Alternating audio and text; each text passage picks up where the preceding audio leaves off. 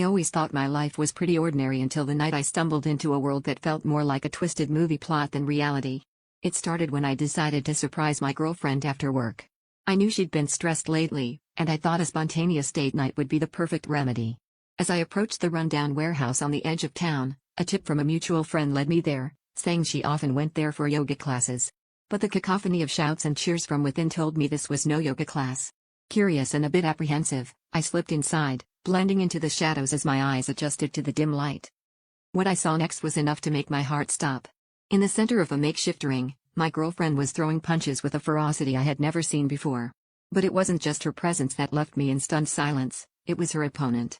My ex, the one person I'd hoped to never see again, was standing opposite her, equally fierce and determined. The two women I once loved were locked in combat, fists flying, surrounded by a crowd of onlookers who were betting on every hit.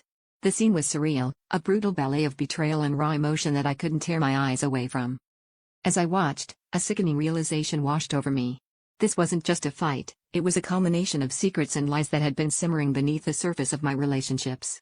The whispers of late-night absences, the unexplained bruises, the shared glances that lingered a second too long, all the clues had been there, but I had been too blind to see them.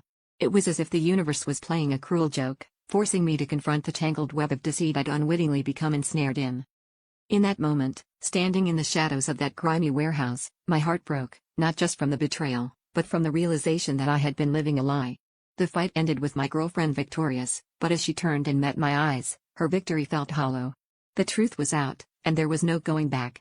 The underground fight club had been their secret world, a place where they could unleash their anger and frustration, a twisted therapy for their own unresolved issues.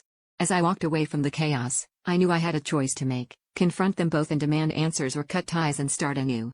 Either way, the fight was over, but the battle within me had just begun.